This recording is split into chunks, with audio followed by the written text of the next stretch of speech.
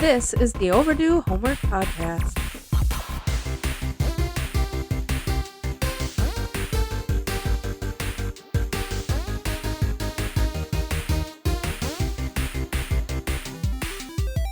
Welcome to the show. That's Trav, I'm Drew. And I'm Trav. This is the Overdue Homework Podcast, and as always, we are here to give you our opinions on 80s and 90s media.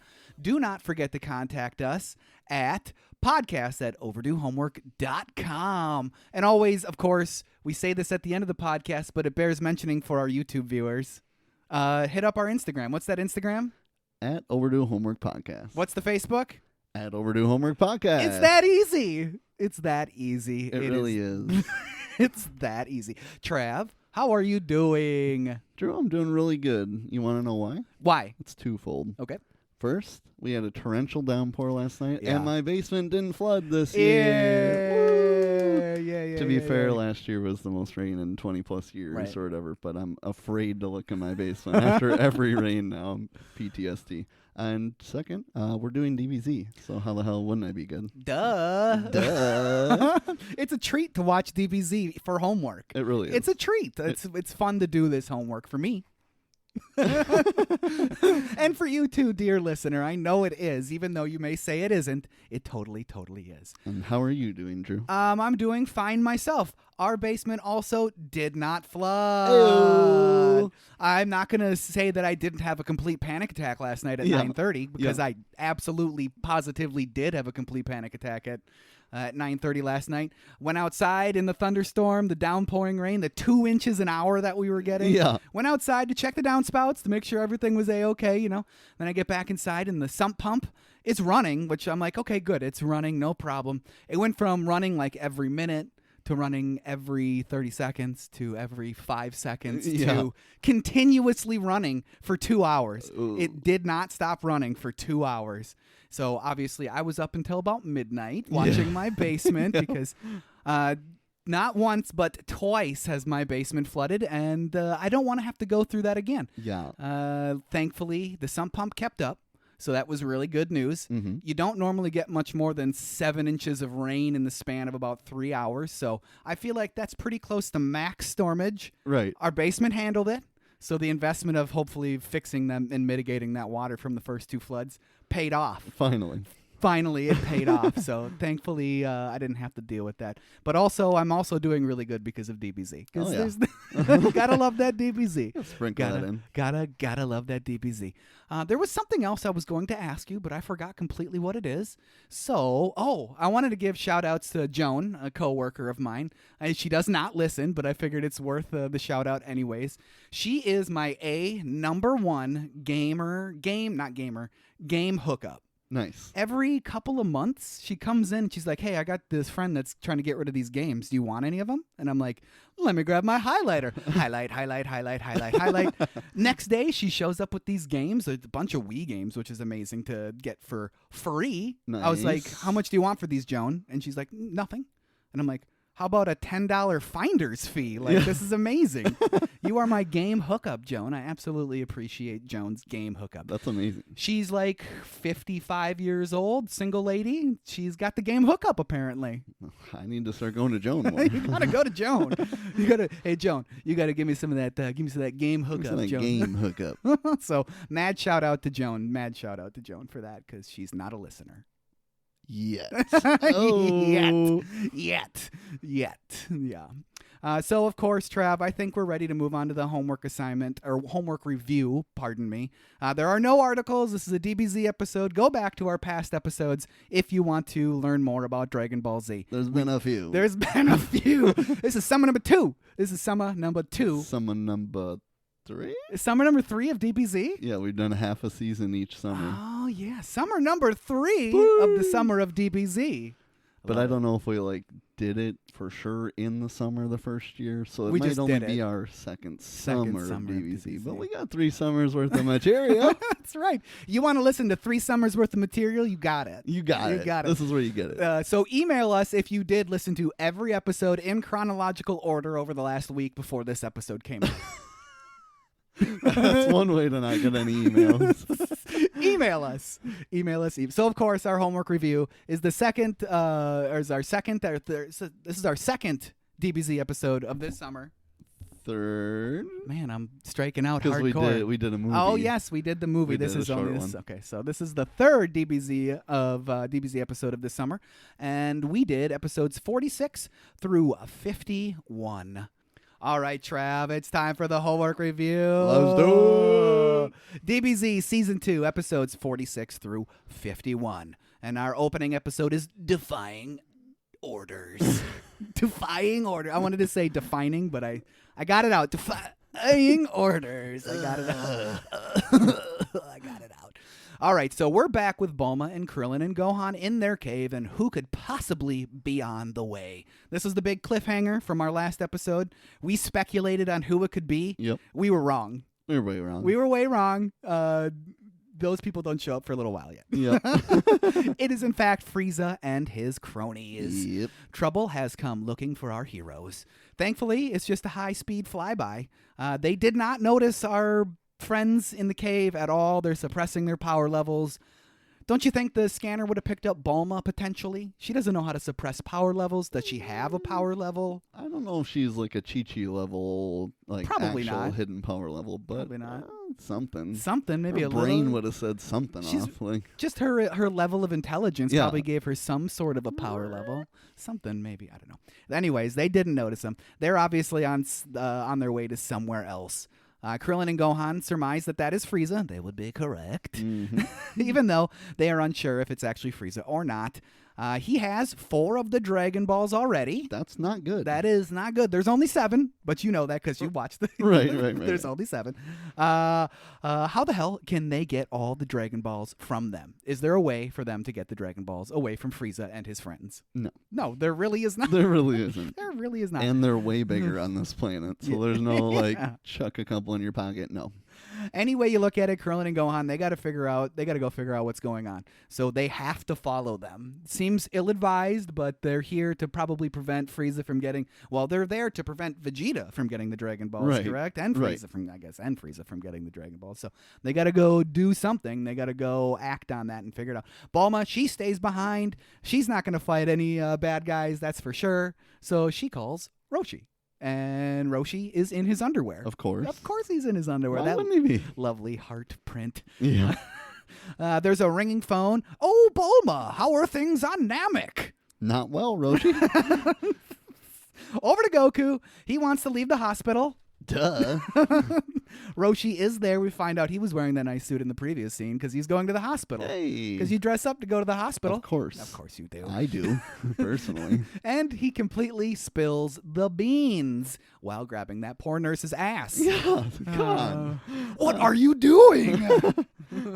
I talk with my hands. I'm so sorry. Sorry. That's not a good excuse there, Roshi. Roshi fills in Goku while the doctor and the nurse look at each other like he's nuts. Because Yeah. What the hell is this old man talking about? What is he talking about? You're not going to be able to leave the hospital once this is over. Vegeta is back and stronger than ever, plus the other guy that is even worse than Vegeta. That's Frieza. Who could it be? It's Frieza. It's Frieza. Yajirobe, he shows up with some sensu beans. Ew. Where were those the whole time? Yeah. I guess Korn was just harvesting them. Seriously, we need to triple the amount of sensu beans we're trying to make. Exactly. At this point. Well, he does have a whole bag of them, Yeah. this is the most sensu beans I've seen in one spot, I think, in the entirety of the series. Yeah. To this point. To this point, at least. Because, so is this bag of sensu beans like the one that's carrying them all the way through most of the rest of the series until they get more? No, it's a new one. This is just Namek. These will all get eaten on Namek. God, that's insane. That's a giant bag of sensu beans. Yeah. And just like that, Goku is better than ever because of magic sensu bean. Yeah, It of he course. busts out of those bandages because that was necessary. Yep. And he's back in the uniform King Kai gave him because that's the coolest of the uniforms. Yep. No time to waste. It's time to get to Namek on a spaceship built by Bulma's dad. Sure, let's do it. Yeah, Let's do it. runs in the family. That spaceship is a refurbished version of the spaceship Goku came to Earth in. Did he not come to Earth in a pod like Vegeta?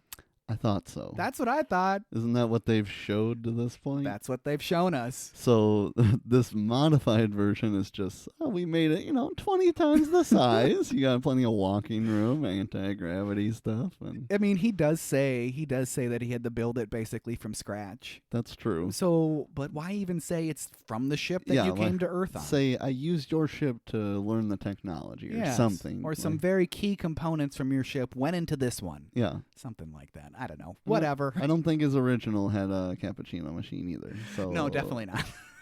Which, by the way, is one of the best running gags ever in the history of this series. Yeah. I love that gag so much. Goku calls for Nimbus, and he's off because he's not strong enough to fly yet. Or we just wanted to see Nimbus because Nimbus is pretty cool. It's pretty much that Nimbus is cool at this point. Nimbus is because, he just took a sensubing. He did. He's good to go. Fly away. Yeah. Okay. See you guys. That's all he guys. has to say. And Chi-Chi is pissed. Where do you think you're going? He didn't even pack any clean underwear. I don't think Goku cares about that at all. No, he doesn't. I'm pretty sure Goku is going commando. Going commando, and by the end of this trip, he's got to smell so bad. Don't they allude to that at the end of some of the series, like that he needs to take a bath? Definitely. Yes, okay. Yeah. That's great. That is great. Love that. Goku has always loved a good challenge, and he's a Saiyan, and his thirst for battle can never be satiated. He's an addict. He's an addict, that's for sure. Back on Namek, and Gohan and Krillin are closing in on Frieza. So now we flash over to Capsule Corp, and that ship, it's almost ready. Yeah. How convenient. But there's one problem. There's still a few bugs to work out. It has all the training and stuff that Goku will need, like artificial gravity, goes anywhere from 10 times to 100 times. Seems like overkill, but Goku needs it. He needs it. So how much time until the ship is finished? Well, it's ready to fly now. But it doesn't have that cappuccino machine yet. Goku can't go anywhere without a cappuccino machine. It turns out Goku can live without it. Are you positive you can live without this cappuccino machine? He is. He really is. Goku leaves immediately, and Puar and I can't remember the pig's name. Puar and Oolong are almost blown away, which is pretty funny. I do love how they are working in some very small ancillary characters that you basically never see in the series anymore. Already, this is the second saga, and they're like, "See ya, see you later, weaklings." You're gonna be barely in the show at all, barely in the show, just enough to be like, "Hey, yeah, remember them? They're still in the show. They're still there." So, 6 days to Namek, and Goku is probably already wishing he had that cappuccino machine. He is pissed. He doesn't want to admit it, but you can tell. Back on Namek, and Gohan and Krillin make it over to where Frieza is. So they're kind of like on that little bit of a cliff type of thing, looking down on him. And they're at a Namekian settlement, and those Namekians are in for a world of hurt, sadly. Yeah. All 4 of the Dragon Balls are there, too. Dodoria's Scouter picks up Gohan and Krillin briefly. So those two need to be pretty careful at this point. Yeah. Why don't you chill out? You're going to be dead. Right. Back on the ground, and Frieza and his cronies have the remaining Namekians. Back with Goku, man, it's just smash cut. And he's starting to do his training at 20 times gravity. Yeah. Since King Kai's planet was only 10 times gravity, might as well step it up already. I'll just double that right out of the hospital. That's fine. Oh, man, that setting definitely pushes Goku to the max. I should have put it at 11. Yeah. And, you're close to the button. You could turn it down to 11 after this. Exactly. But he still just keeps it at 20 because he's Goku. Back over to Frieza, and things are escalating. Because that's what he does. That's what he does. Those Namekians put up a pretty good fight. I feel normally they would have been able to defend themselves against most anyone in the universe. It seems that way, but at least. It's Frieza. It's Frieza and Vegeta. Yeah. I mean, they even say, "Are you kidding? We have 3 of us." Right. Yeah, but it doesn't matter. They just happen to run across Frieza and Vegeta. It's same old story. Frieza wants the Dragon Balls, and he wants them now. But where are his manners? He didn't say please. He doesn't have to. He doesn't have to. Back to Goku, and he's 7,000 sit-ups into a set of 10,000. I like his gumption. That's what he does, you know what I mean? Yep. And over to Namek, and the citizens have 2 options. Tell us what you know, or we will force you to tell us what you know. So one option. So pretty much the one option. One option. One pain-free or at least quick death. But yeah. And Frieza, he wants the 6-star Dragon Ball, and this particular Namekian Elder isn't going to give up any info, including that of the origin of the Dragon Balls. Not going to do it. But you know what? I don't think Frieza cares about the origin. He really doesn't. No. And the fact that if somebody wanted the Dragon Balls, they have to pass a test of intelligence and bravery. Yeah, I like it. Not looking good for Frieza. No. Every elder has refused to give Frieza those tests. So Frieza is going to start killing everyone one by one. That's what you do. They chose their fate. Oh, and Vegeta is listening in on the scouter that he has, and it's time to send in Zarbon to do some persuading. Gladly. While the elder Namekians put up a fight, they stand almost no chance against Zarbon, let alone Frieza. Gohan and Krillin are still watching from the ridge, suppressing their energy. They have to wait.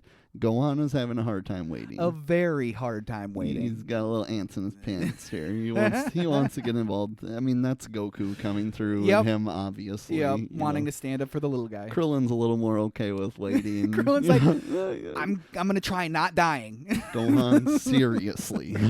Chill.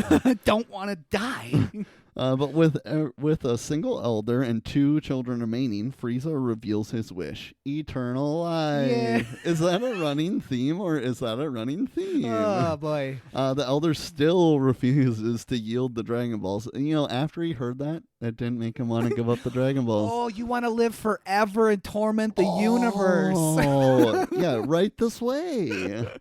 So, yeah, you stubborn Namek. So Frieza moves to kill them. Yeah, there he goes. Gohan struggles at this point to contain his energy. Yeah, he really does. And Dodoria picks it up on his scouter again. But no worries. Just as it seems the jig is up, Gohan and Krillin are probably going to have to fight for their lives. Yeah.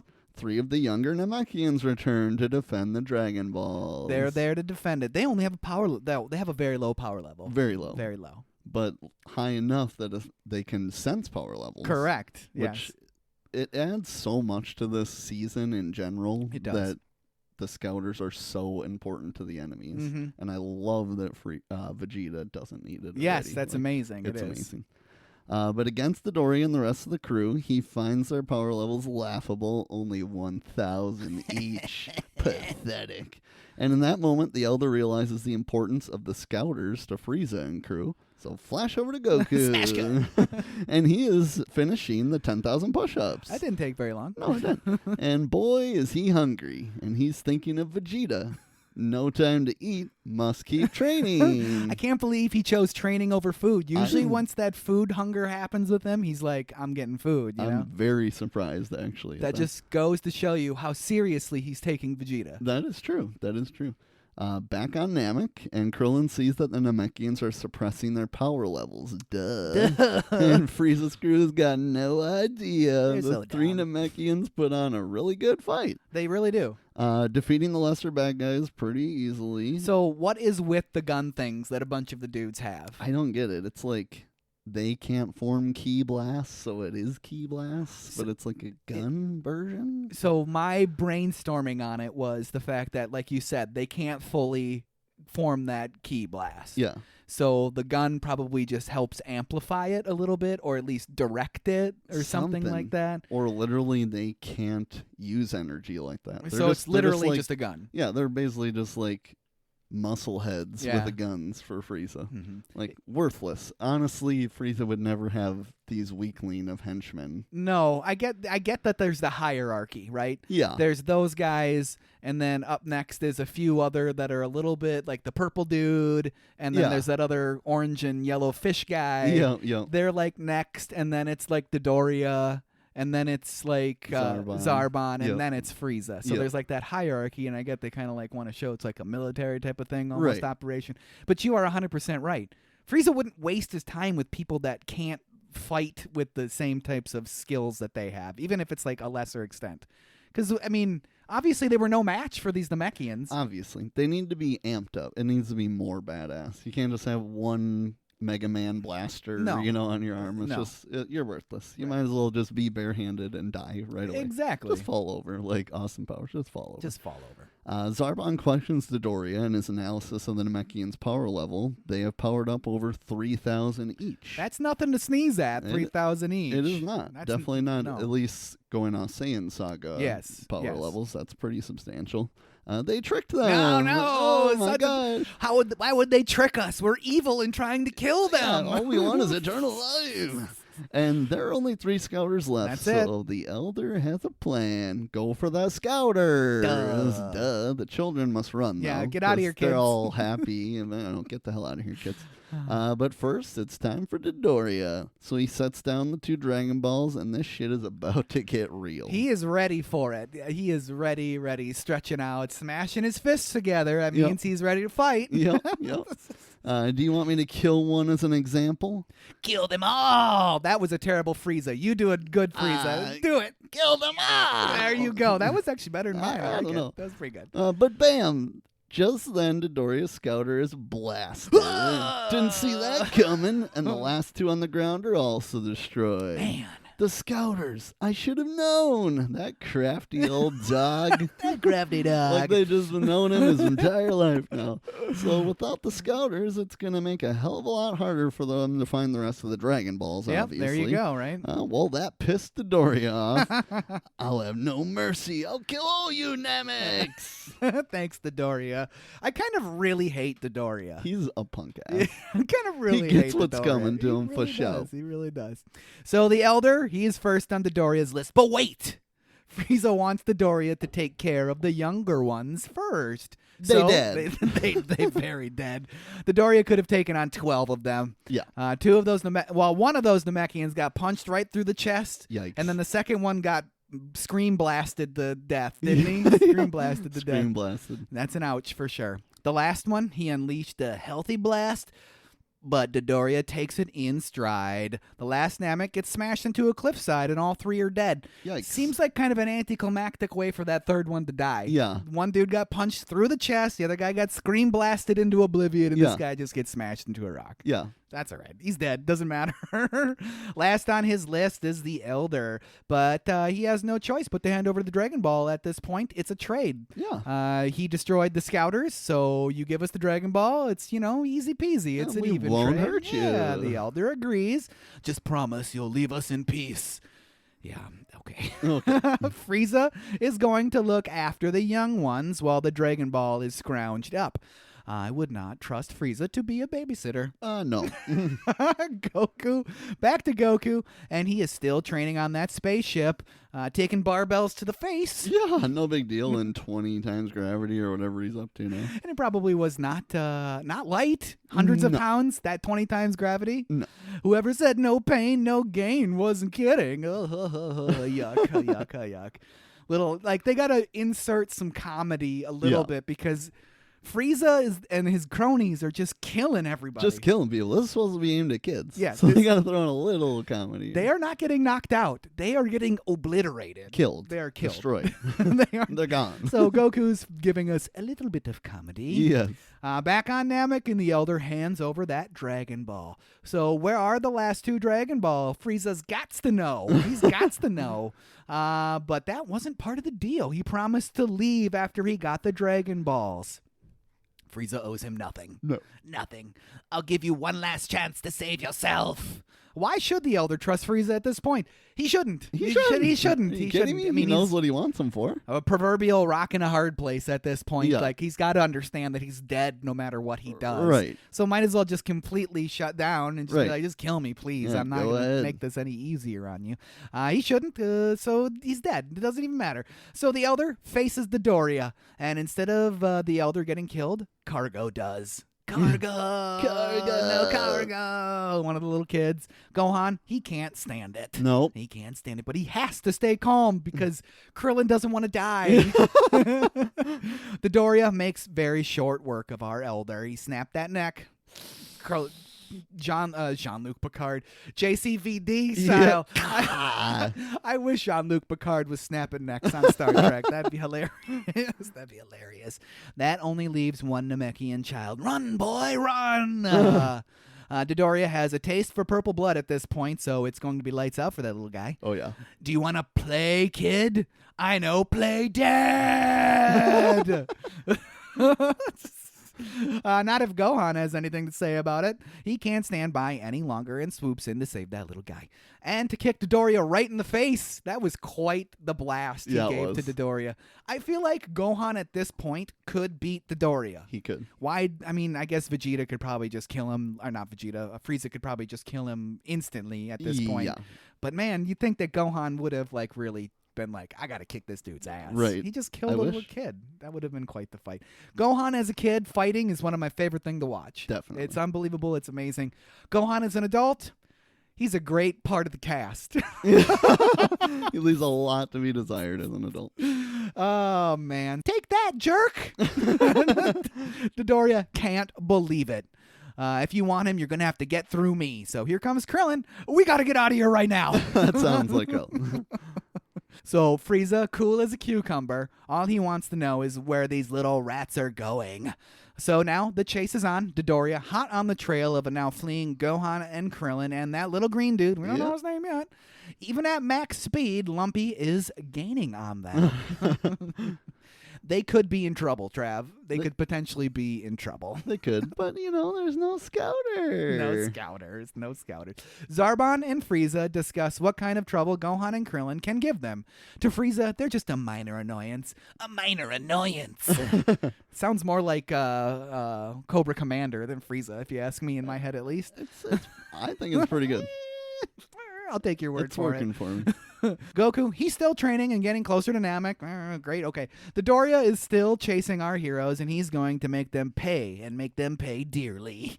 They just simply can't outrun Dodoria. He's faster than both of them. Krillin's hauling some kid with him that's not flying. Yep. Even though he can. Come on, maybe that's some good information that they'll probably like. So even now, Dodoria is firing energy blasts at them, so things have just gone from bad to worse. Yeah. Definitely bad to worse. Krillin and Gohan, they managed to dodge most of the blasts, mostly. Krillin gets winged, dropping our little green friend, giving Dodoria a chance to snag Krillin. Literally, Dodoria has Krillin in his grasps at this point. Yeah. That's not good. And Krillin gives him the patented head bash.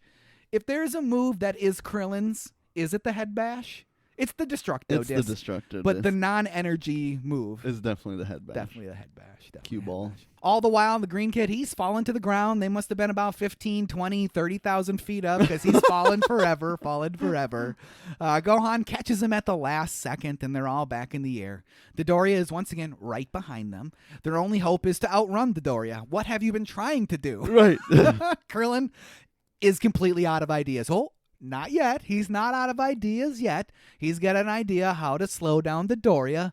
Watch the birdie. Scream. Do your best solar flare scream. Solar flare! It works. My eyes. What have you done to my eyes? When that solar flare hits Dodoria, it's almost like he's trying to stare into it. Yeah. He's like, I'm never going to shut my eyes. What is this? Now is their chance to escape, so they hide on the ground. Why wouldn't you just, take off even further, faster? They immediately go, straight down to the ground. Yeah. Straight down. That's all right. So we can have some more story. Right. So they hide on the ground, and Dodoria is pissed. Oh, yeah. I'm going to tear you apart. I'm going to rip you to pieces, and I'm going to love every minute of it. Dodoria continues his search while our trio hides, and that was great, Krillin. Just a little trick he picked up from Tien. Nothing wrong with that. Yeah. Dodoria, can't find him. No scouter. Like you said, the scouter is a very pivotal part of these specific 5 episodes. Yeah. Did Krillin's clutch move save them? Find out next time on Dragon Ball Z. So Dodoria is not going to find them. No. Our trio just has to wait them out until he gives up. He is literally flying right by them at this point. Splashing water on them. Yeah. And it looks like he's going to leave, but miraculously, he finds them. I literally paused, rewound to see what I missed. How did he find them? It goes from them being like, oh, he's going to leave and kind of flying away to being like, there they are. Yeah. There's Sure. Okay, there they are. He just is like, oh, there they are. Great. and then he blasts them with all his might. Yeah. It's quite the explosion. It's a good one. It's those explosions where it's like, Yeah. I love those explosions. Love them. those, like the big nuke dropping. He mhm. decimates the island that they were on. Let's see you little insects hide from that. There's no way they survived. No way. Satisfied that our trio is dead, Dodoria leaves, but they dodged it. Phew.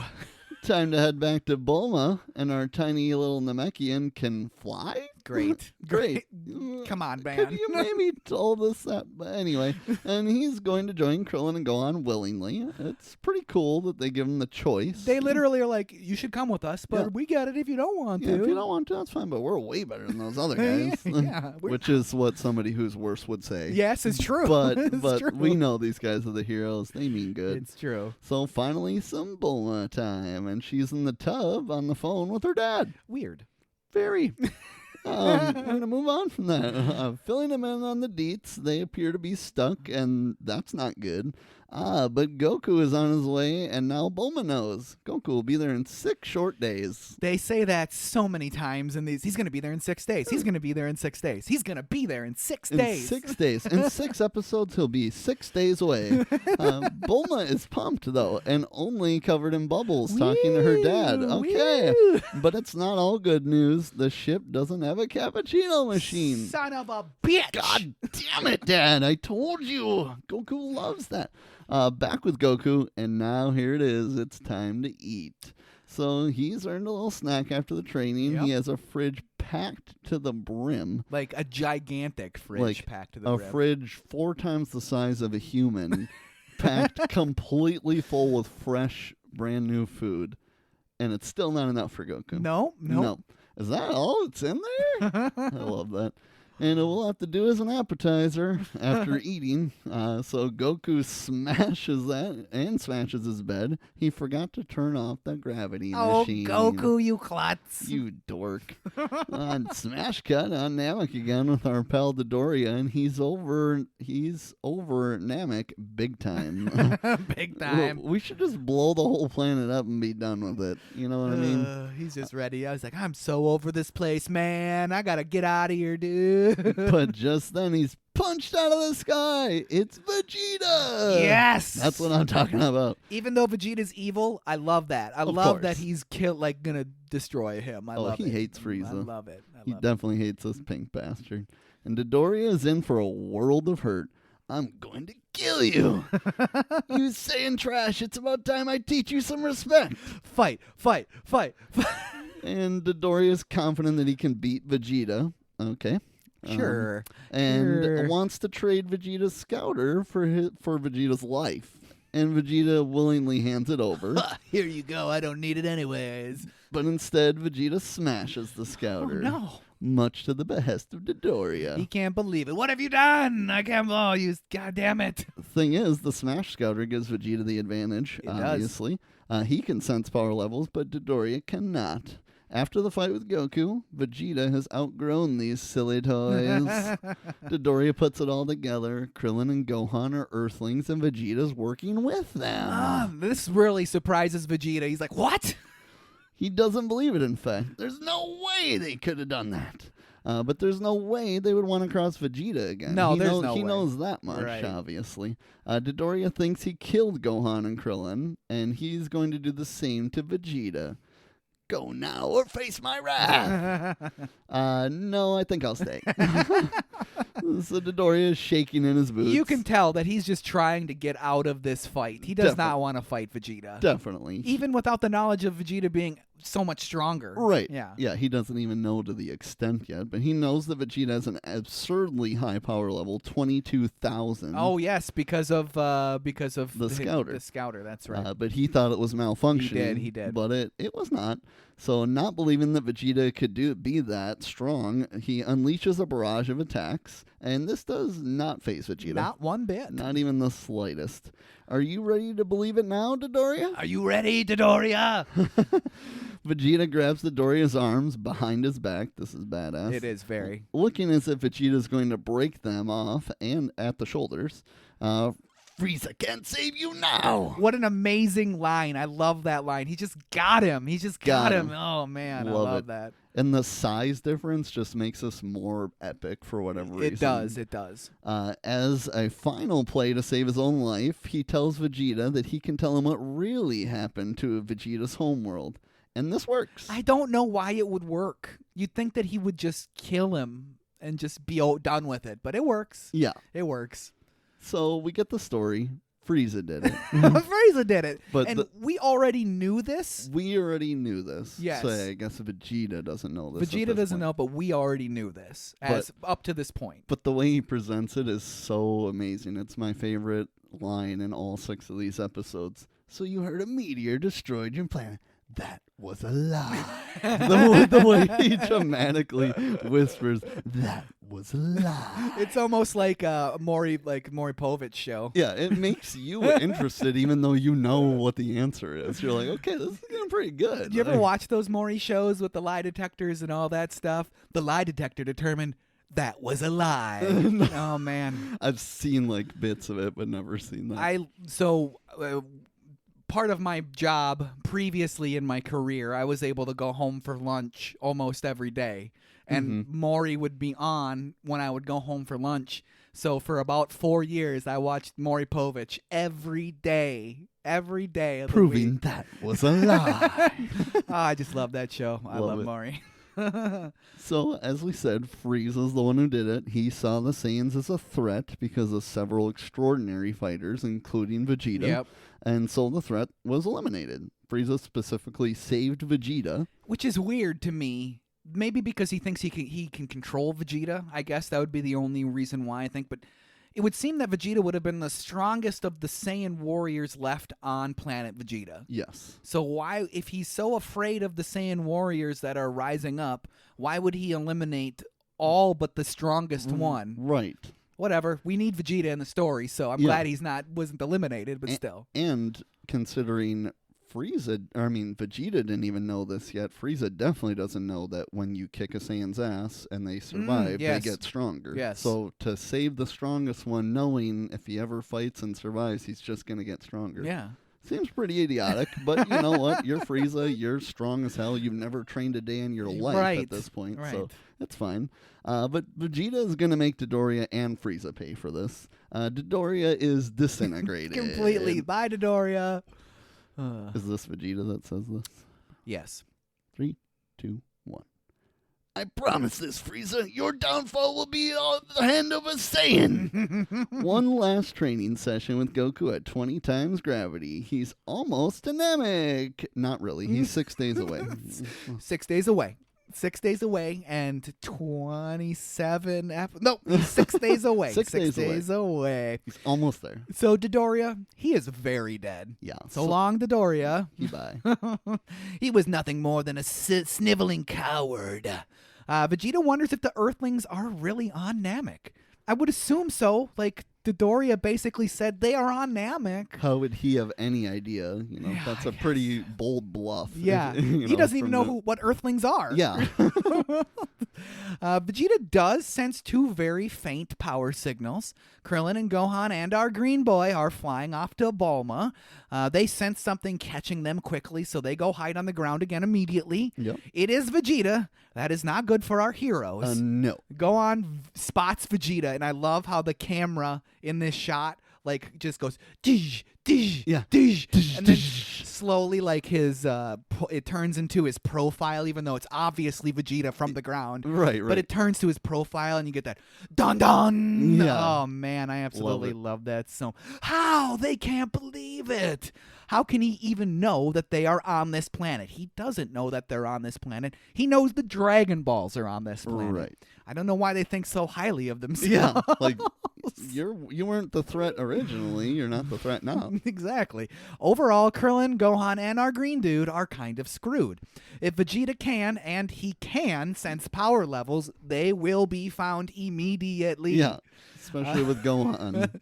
Knowing this, Krillin and Gohan plan to lead Vegeta away from the kid. Just as they are about to leave, a giant fish breaches out of the water and convinces Vegeta that all he was sensing was that fish. Did that fish jump out of the water the shot of the fish and them making eye contact is supposed to allude to the fact that the fish saved their life, correct? I suppose. Because it seems like that fish is looking directly at our heroes as he's breaching. Like, see what I did for you guys there? Come on, give me some props, boys. Yeah. I mean, maybe I'm reading way too much into it, but that's what it made me think when I saw it. Yeah. Something like that. So he leaves to go search for at least one Dragon Ball. That's all he needs to make it so Frieza can't make his wish. Yep. Duh. Vegeta has the advantage since they don't have their scouters anymore. Krillin, Gohan, and the kid head for the cave with Bulma, and Vegeta really, really rattled Krillin. He regrets bringing Gohan at all. He thinks that they should probably just give up at this point. He's like, I am going to get everybody killed. This was my idea. Everybody's going to die because of me. They do make it to that cave, and they find out that Bulma has set up shop with a capsule house. I love that Capsule Corp stuff so much. The sound that it makes when she throws those capsules, the fact that they're just tiny little capsules and you get this giant house fully stocked with food, with cooking oil, with a generator. What is this thing running on? I want to know. Nuclear power, solar panels. Seriously. I want to know what this thing. I love Capsule Corp so much. I wish is there a spin-off manga with just Capsule Corp stuff? That'd be pretty cool. I would love to read it if it does exist. I think I would know if it did exist. I feel like I would have come across something like that in my lifetime. Yeah. We need a straight Capsule Corp.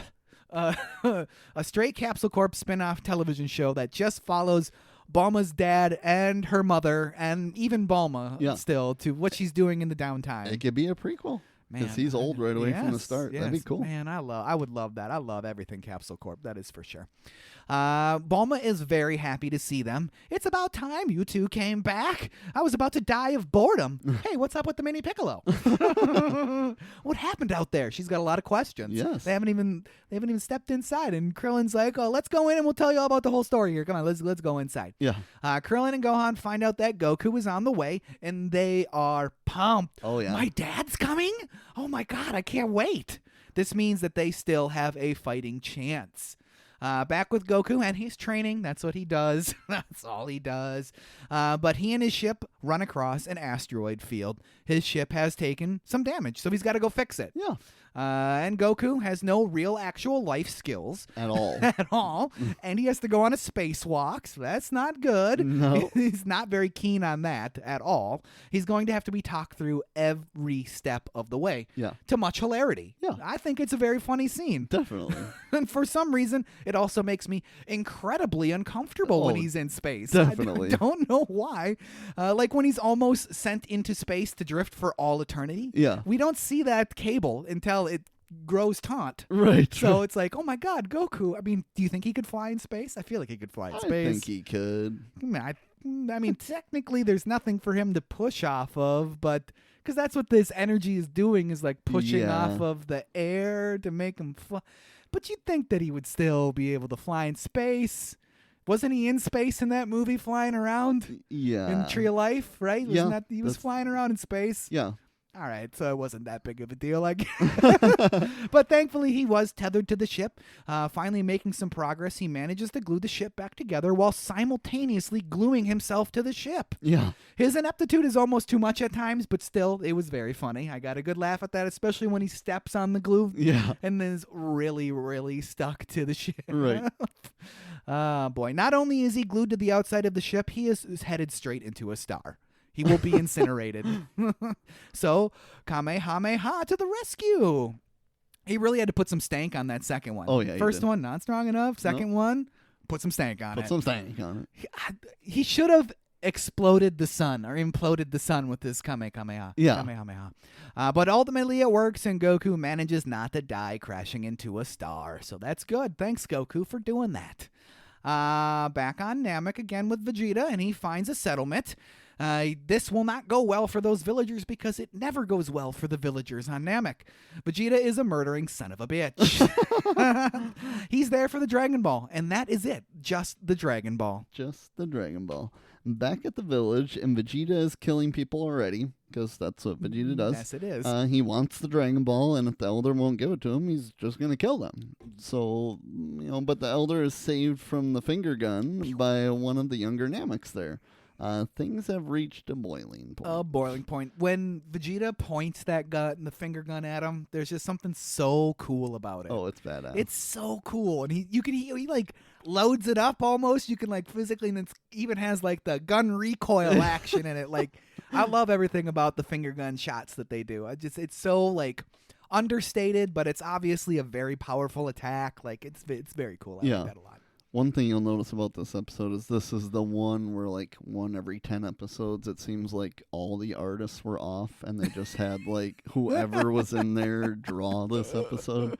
And that always annoys me when it's a super epic lead up and then you give me the crappy animation in the next one. Yeah. But it's still an awesome episode and it's still an awesome scene. I do have to say, once they get to the Cell Saga, the animation is very streamlined. You don't get those weird off-model moments like we do get in this episode specifically. There's some very weird-looking characters. Yeah.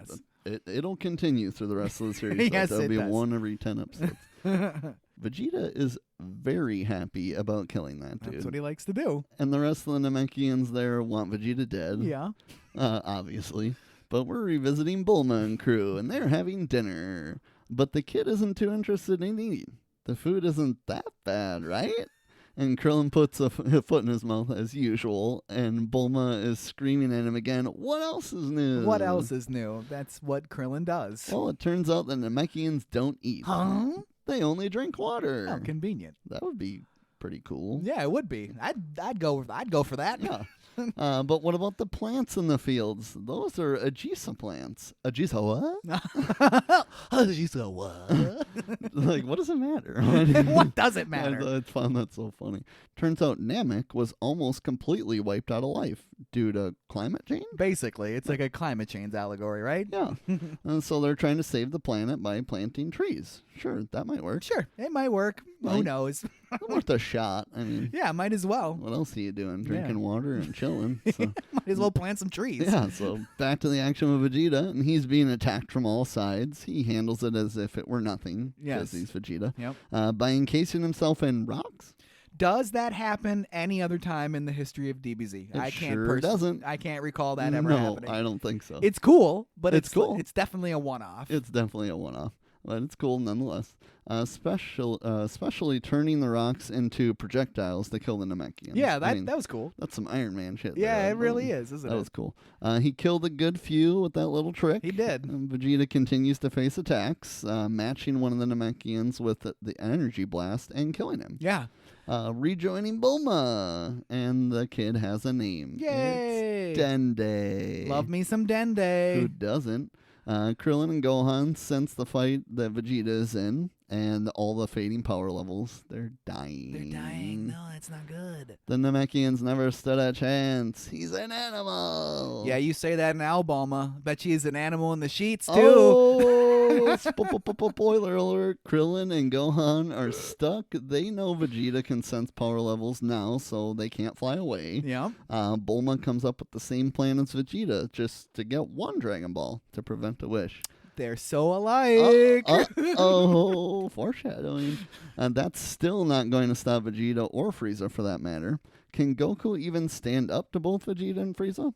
Krillin has his doubts. He should have his doubts. That is a tall task. It's a tall task, for sure. You're asking to face off potentially the three strongest beings in the known universe are going to face off against each other. No big deal. What are deal. they supposed to do? Krillin should have just killed Vegeta when he had the chance. Yeah, he really should have. He should have. But Dende wants to know what's going on. Have you guys come here to help us? So what's going on here? Like I told you my name. It's getting pretty intimate here. You guys are kind of ignoring me. Yeah. Back with the savage Vegeta, and he's killed them all, even the children, just not the elder yet. Not yet. He's still not giving out the Dragon Ball, so Vegeta finds it on his own and then kills the elder. Yikes! Don't ever try to stop me. Turns out it was just sitting out in the open. Just like a very quick cursory search around the settlement would have turned it up. Yeah. So Vegeta tosses it in the water. Frieza will never find it in there. Never. 6 of the 7 Dragon Balls are accounted for. That leaves one more to find. we finally rejoin Frieza and Zarbon and the other guy. Purple dude. And Zarbon thinks something is up. Frieza don't care. Nope. They need to find the final 2 Dragon Balls. The Dragon Balls are left with Frieza and Zarbon, and the red shirt goes search for the Dragon Balls. That dude. So in Star Trek, there's especially the original series, when they would go to a planet to do like a away mission, some nameless, faceless guy in a red shirt would always go down with them, and his purpose was to die on the planet. So this purple guy is the red shirt in this. He's the red shirt. His time is limited for sure. Yes. Frieza leaves with the Dragon Balls, hoping for a run-in with Vegeta. He hopes Vegeta comes and finds him. Yes, he does. Yeah, sure. It would just be easier for him that way. But over to Krillin and crew, they filled Dende in on all the deets, and now he wants to fight the bad guys together. Yay! So let's head to the father of all the Namecs. Yeah. And then we get to get some fun gender stuff. Yeah. Why didn't they? There was no reason for Bulma to like play really dumb on this. Yeah. Like, why is she so surprised that it's an alien race on a different planet? They reproduce in a completely different way. You've already found out they survive on water alone. Yes, this shouldn't be a big surprise. Yeah. Yeah, so there's only one type. There's only one type. Only one type. There's no male and female on No. Namek. Everyone is one type. They're all birthed from eggs spit out by the fathers of all Nameks. Icky. Icky. It's your normal birthing story. They need to go find the eldest Namek. After all the murder. There are only a few Namekians left, and the eldest Namekian has the last Dragon Ball, so they must go warn him. Risky, but they have no choice. They have zero other choice. So Krillin and Dende head off. Gohan and Bulma stay behind. Our heroes have to get the last Dragon Ball. Hey, guess what? Goku is still training. Yeah. 6 days away. No, but I think it is longer now because of the asteroid thing, right? I would assume so. I think it did kind of throw him off track. It so did. It probably, like, we reset the 6 days. Yes. That's what we did. It's been reset. It's 6 days again. So, I mean, we got more time, so now it's time to crank it up to 30 times Earth gravity. Yeah. But first, a message from King Kai. And guess what? The gang's all there on his planet. Piccolo, Yamcha, Tien, and even Chaozu. I actually had trouble keeping up with him myself, Yamcha says. That makes you sound like a bitch. It does. Okay? It like, really that's does. a great moment for Chaozu. Sure, that's awesome. But all it does is put Yamcha down a few pegs from where he already was. He died from a Cyberman. He did. And now Chaozu's keeping up with him on Snake Way. Don't blame Bulma for leaving him. It's time to get into some baseball fun for Yamcha. But what a fun little reunion. Yeah, it is cool. And what a cliffhanger. Absolutely. Roll them credits. Final opinions on these episodes, Trav? I watched them a lot. Yeah? Because I really like them. Yes, they're good. I love Namek. Like I said, I love the Scouters are so important for the enemies, and that we don't know much about Namek at this point. And yeah, I love the lore of everything. We got the big Dragon Balls. We don't know what that dragon looks like yet. We don't know how many wishes you get yet. We don't know jack. We don't know anything. All we know is Vegeta's badass, and he's on a mission. Goku's on his way, 6 days away. 6 days away. And Frieza's crazy. Frieza is crazy. And we don't even know the tip of it yet. We don't. It's hard to watch these episodes with fresh eyes, just because right. I know where the series is going over the rest of Dragon Ball Z and through Dragon Ball Super, and you do too. So it's hard to look at these episodes with like virgin eyes to really like, not have those other thoughts in your head. But it is really cool to see characters like Frieza in their beginning. Yeah. And, we never see Frieza in that form basically ever again. Nope. Ever again, Yeah. basically. So it is neat to see that stuff. Like you said, Vegeta is an amazing character within this series. He's such a focal point in it, and more Vegeta is always good with me. Mm-hmm. I enjoy the fact that he is still kind of being an anti-hero already. Yep. He's not on Frieza's side. He's not on our Z Fighters side. He's all for himself, which he kind of always is, even through the rest of the series. But he's still demonstrating that he doesn't like people that our guys don't like. You Right. know? So Like, you're already rooting for him. Yes, even you're though already you rooting for shouldn't him. be, but you are already. his character has such weird charisma. Yeah. Like you're drawn to him on the series. He's fun to watch whenever he's on the screen, period. It doesn't matter what episode it is. But, like to touch on the fact that this series, this saga is on Namek, it's just such a really cool setting after having spent all that time on Earth, and now we're on a completely different planet. It almost feels like a completely different series. It's, obviously same characters, blah, blah, blah, blah, blah. But the setting of Namek is a really cool way for them to get around all the potential collateral death of all the Earthlings. Right. I wish there was more time spent on Namek. There Agreed. should be more time spent on Namek.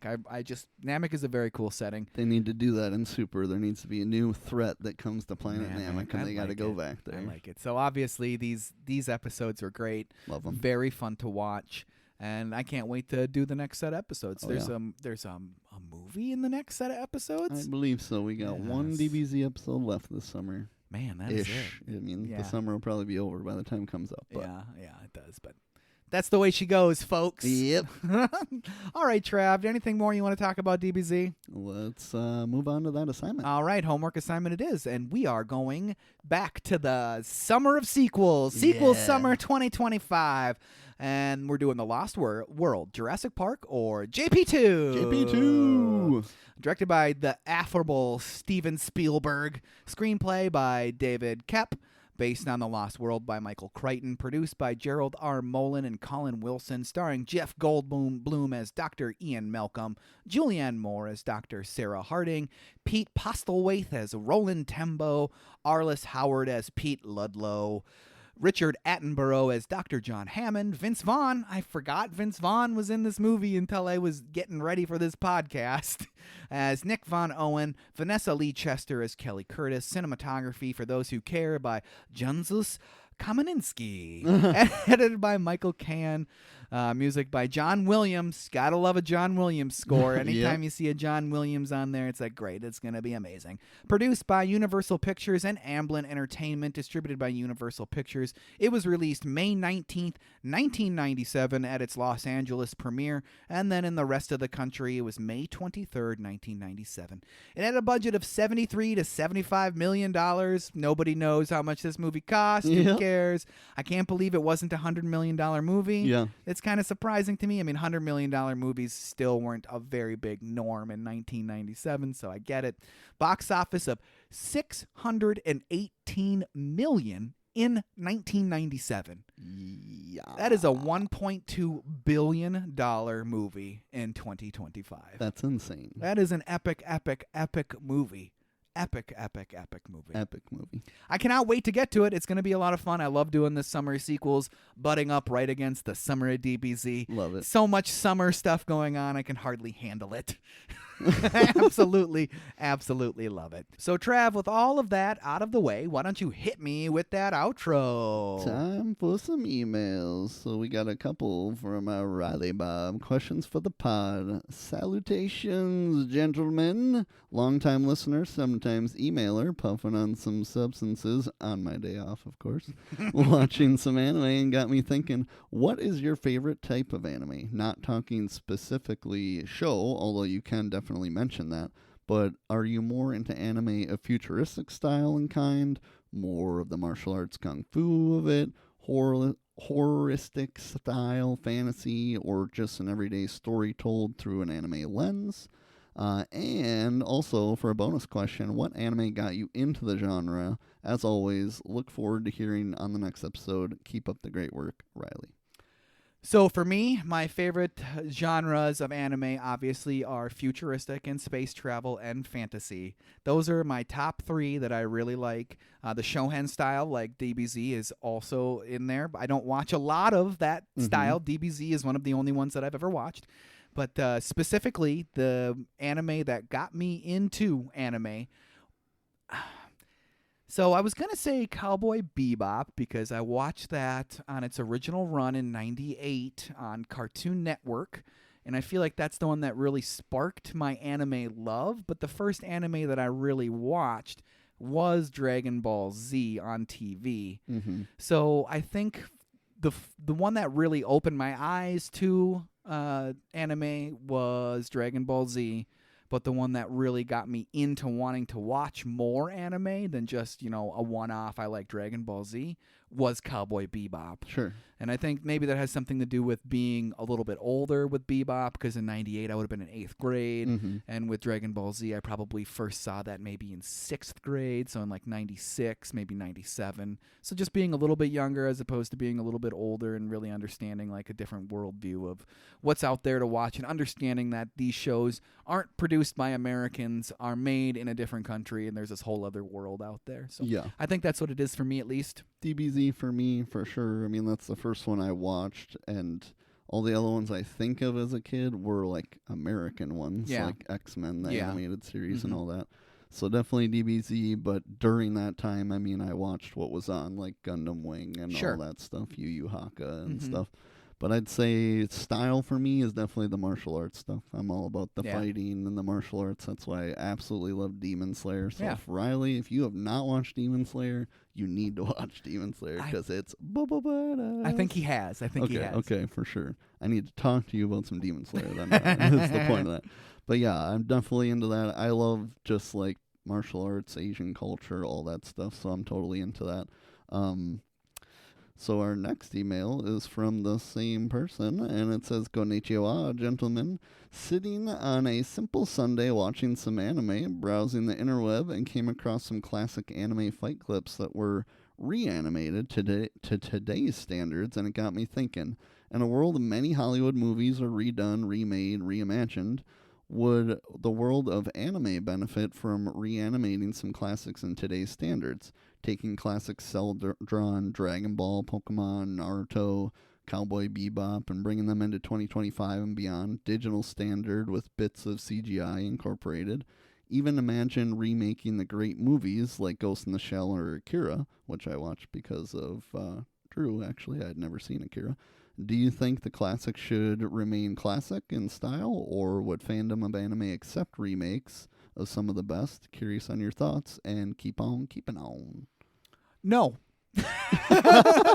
So I feel like some of the appeal of those earlier animes, especially from the 70s, 80s, and 90s, is the fact that they are hand-drawn cell animation. Yeah. My appreciation for the work that it takes to produce such detailed hand-drawn cell animation episodes or movies or anything like that means so much more to me than I understand there's still a lot of work, and that's computer-generated, computer-assisted, heavy animes that are all of the norm now, because it only makes sense to produce animes that way. I understand that that's a lot of work as well, but part of the appeal to me for those older animes is the fact that they look the way that they look. Yeah. That's what it is for me.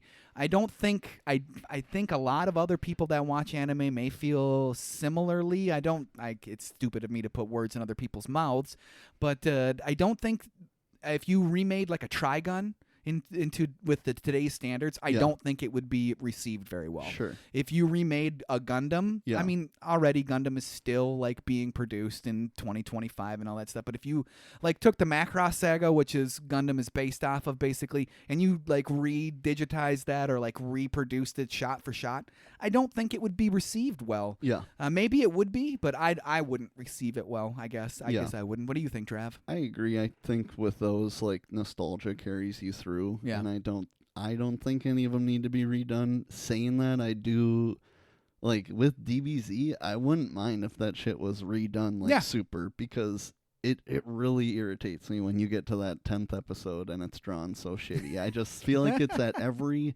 epic moment in every saga. I mean, we're at the end, so spoiler alert, when Goku goes Super Saiyan, it's epic. Very next episode, drawn like shit. When Trunks goes Super Saiyan, you're like, holy shit, there's another Super Saiyan? Epic. Next episode, drawn like shit for his fight against Frieza. Vegeta goes Super Vegeta, the step in between Super Saiyan 1 and 2. It's amazing. Next episode, drawn like shit. What is up with that? So I don't know. That's interesting. When it comes to that, like, I would kind of be down for an overhaul, like, reanimation of DBZ, but that's the only show I can think of an example, and that's because one random episode is drawn like shit. Interesting. If you just redid those, that'd be fine with me. I don't need the whole show redone. Right. And I can't think of any. There was no, oh, this episode of Gundam sucks. Like, so that's the only example I can think of that I'd actually appreciate it to be redone. But they could just do those 15 episodes, and I'd be fine with that, too. That makes a lot of sense. That's a really cool and interesting way of looking at it. I don't think it actually kind of got me to come over to your side a little bit, not being so like standoffish about it. Sorry, Riley. It's interesting that you could, instead of just a full-on redo of the series, maybe just kind of snap up a couple of spots and kind of make them look a little bit better. I like that. I could go for that. Yeah. I could go for that. I could definitely go for that. For sure. So that's the last of the emails today because we're going to save Riley's last one for our next episode. Definitely. But we do have 2 requests that I got through, one in person and one on Messenger. Nice. So one is from the great Dunbarian, a.k.a. Ryan, my old GameStop manager. He said with the announcement of Spaceballs 2, he wants us to do Spaceballs. I'm down for that. And I've never seen it, so I said that would be perfect. So you're in for a treat. So we definitely will cover that. No timetable for sure, but we can promise it'll be before Spaceballs 2 gets into theaters. So perfect. We will do it hopefully sooner than later. And then my girlfriend / future wife's family was in town, and her dad said that we need to do Shawshank Redemption, which I have also never seen. He asked if I had seen it before, and I went and grabbed it. I have it sealed Steelbook Blu-ray, and I've never watched it. You've never seen Shawshank? I've never seen Shawshank. That's a good movie. It's a really, really good movie. That one's going to be added to the list, too. I'm sure it's probably longer. But, we'll get it on there. That's a really good. That's good. So, yeah, make sure you guys are emailing us if you're not, and you want us to read some emails, podcast@overduehomework.com. And then, obviously, follow us on Facebook and Instagram at Overdue Homework Podcast. Make sure you tune into the next exciting episode of the Overdue Homework Podcast.